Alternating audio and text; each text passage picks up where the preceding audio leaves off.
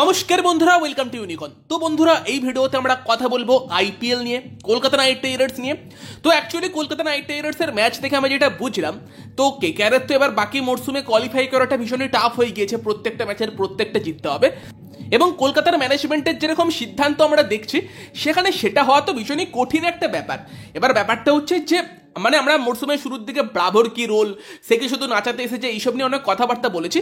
But এই সময় এসে আমার কি মনে হয় জানো তো, যে এই টিমটাতে ব্রাভোর হয়তো অতটাও ইম্প্যাক্ট নেই। ব্রাভো জাস্ট নামে মেন্টর হয়ে আছে, কিছু হয়তো কাজফাজ করছে। মেন সিদ্ধান্ত যা নেবার সেটা চন্দ্রকান্ত পণ্ডিত নিচ্ছে এবং ফিল্ডের মধ্যে অজিঙ্ক্য রাহানে নিচ্ছে, যেটুকু আমার এখনো অব্দি মনে হলো। কারণ আগের দিন যখন গুজরাটের সঙ্গে কলকাতা নাইট রাইডার্স ম্যাচ হারলো, সেই সময়ের পর কিন্তু ডোয়েন ব্রাভো ক্লিয়ারলি এসে প্রেস কনফারেন্সে মেনশন করেছিল যে আমাদের প্লেয়ারদের কনফিডেন্সের অভাব ব্যাটসম্যানদের মধ্যে, সেখানে আমাদের কিছু কম্বিনেশন চেঞ্জ করতে হবে, এই কম্বিনেশন কাজ করছে না। এবং সেটা থেকে আমরা ভেবেছিলাম যে হয়তো কোনো রকম চেঞ্জ হতে পারে। কিন্তু আমরা যেটা দেখলাম ম্যাচের মধ্যে, যে চেঞ্জ বলতে রমনদীপের জায়গাতে পাওয়েল এসেছিল এবং তার সঙ্গে চেতন সাকারিয়া এসেছিল, এই দুটো চেঞ্জ হয়েছিল। এবং এক ওভারই কেকেআর ব্যাট করেছে, সেখানে আমরা দেখি আবারও সেই গুরবাজের সঙ্গে সুনীল নারায়ণই ওপেন করেছে। এবং দেন হয়তো তিনে সেই রাহানি আসতো, দেন যদি চারে অঙ্ক্রিস আসে, তাহলে সেই ভেঙ্কটেশ আয়ার বোধহয় কালকের ম্যাচেও 5 নম্বরই ব্যাট করতো। দেন কি তাহলে 6 রিঙ্কু, 7 রাসেল, 8 পাওয়েল, এরকম কিছু করতো। রাসেল পাওয়েল দুজনকে একসাথে খেলিয়ে দুজনকে 7-8 ব্যাট করাতো। যদি সেটা হয় তাহলে ভাই দুজনকে একসাথে খেলিয়েও কোনো লাভ হবে না। এবং মিডিল ওভারে স্পিনার এগেনস্টে ব্যাটিং যদি সেই ভেঙ্কটেশই করে, তাহলে যেরকম রেজাল্ট হচ্ছে সেটাই এক্সপেক্টেড। এবং কালকে সম্ভবত সেটাই হতে চলেছিল, যদি না ইনকেস রাসেল 5-এ আসতো, 6 রিঙ্কু, 7 পাওয়েল, 8 ভেঙ্কটেশ ব্যাট করতো। তবে সেরকম হওয়ার চান্স তো মনে হয় খুবই কমই ছিল। আর রমনদীপ বাদ পড়লো, বাট ভেঙ্কটেশ খেলছে।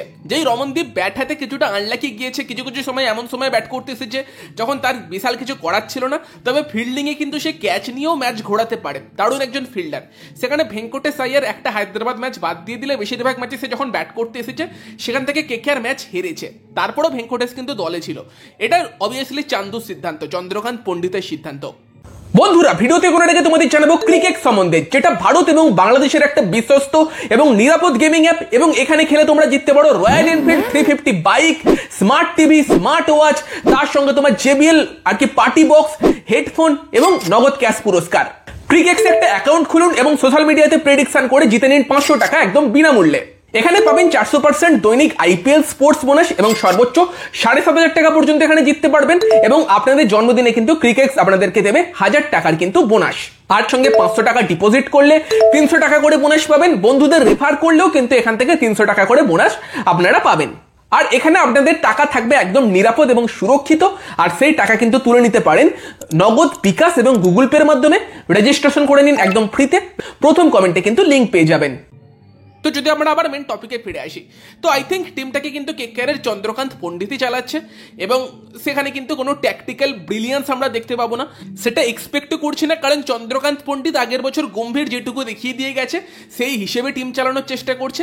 বাট কোন সিচুয়েশন কোনটাকে হেল্প করবে সেটা সে বুঝতে পারছে না। যেমন মিডিল ওভারে স্পিন কালকে কে খেলতো, চাহালের সামনে তুমি রাসেলকেও যদি পাঠিয়ে দাও, রাসেল তো হাত থেকে বল পড়ে না এখন। এবং সেখানে আমরা দেখছিলাম রশিদ খানের বল বুঝতেই পারছিল না। রাসেল আসতো, যদি চাহালের এগেনস্ট আউট হয়ে যেত, বাকি টিমটা আবারও কোল্যাপসই করে যেত। বিশাল কিছু লাভ হতো না কালকের পাঞ্জাব ম্যাচও। তো আমার কথাটা হচ্ছে যে কেকেআরের নতুন কাউকে লাগবে, কোচিং সেটআপে নতুন কাউকে লাগবে। চন্দ্রকান্ত পণ্ডিতের এটা লাস্ট ইয়ার, আই থিঙ্ক এটাই লাস্ট হতে চলেছে, আর সে থাকবে না। বাকি দেখো, আমরা অবভিয়াসলি গম্ভীরকে মিস করছি, মর্গ্যানের কথা বলছি।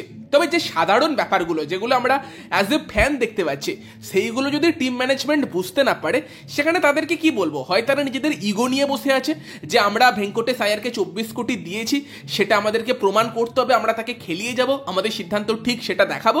সেই ইগোর ব্যাপারটি হয়তো হয়ে আছে। আসলে ব্যাপারটা কি বলতো, আমরা যেটা ফ্যানেরা বুঝতে পারছি, সেটা তো যে কোনো ভালো ক্রিকেটিং ব্রেন যাদের আছে তারা বুঝতে পারবে।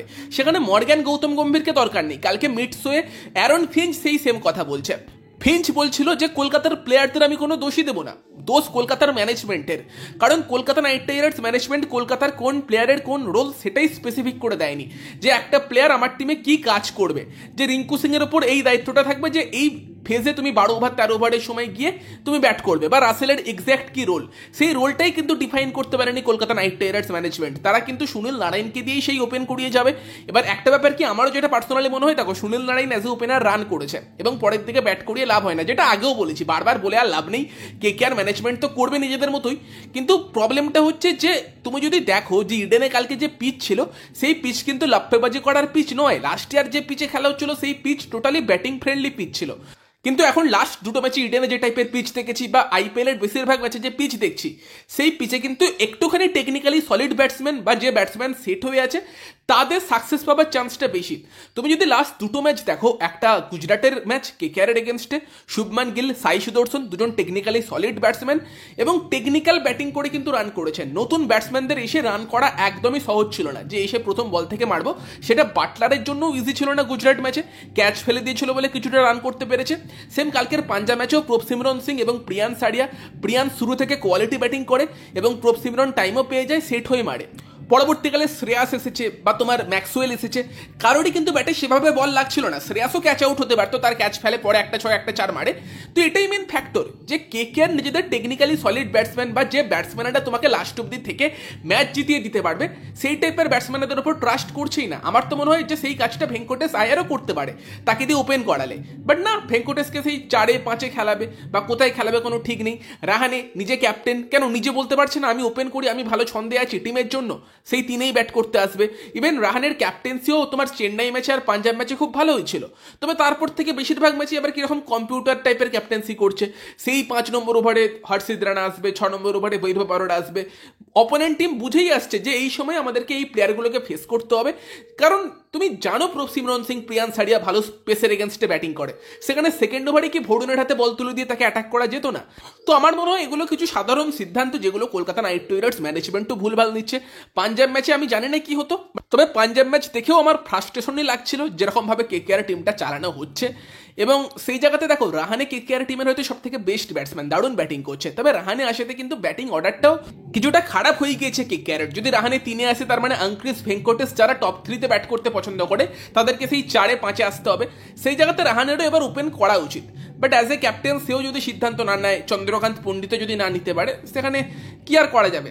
দেখো কষ্ট করে এই বছরটা কাটুক, বিশাল কিছু আশা করছি না, কারণ কেকেআর এই টাইপের সিচুয়েশন থেকে সব ম্যাচ জিতে কামব্যাক 2014-তে বা 2021-এ করেছে, তবে সেই সময় চেঞ্জ হয়েছিল, ট্যাকটিক্যাল ফেলিয়ার হচ্ছে বুঝতে পেরে টিম চেঞ্জ করেছিল। 2014-তে রবিন উথাপ্পাকে ওপেনার বানায়, দেন রবিন উথাপ্পা লাস্ট অব্দি গিয়ে তোমার যেতে হচ্ছে অরেঞ্জ ক্যাপ, সেটা সব থেকে বড় সিদ্ধান্ত ছিল। তারপর থেকে কেকেআর একটা সেটেলড ওপেনিং কম্বিনেশন পায়।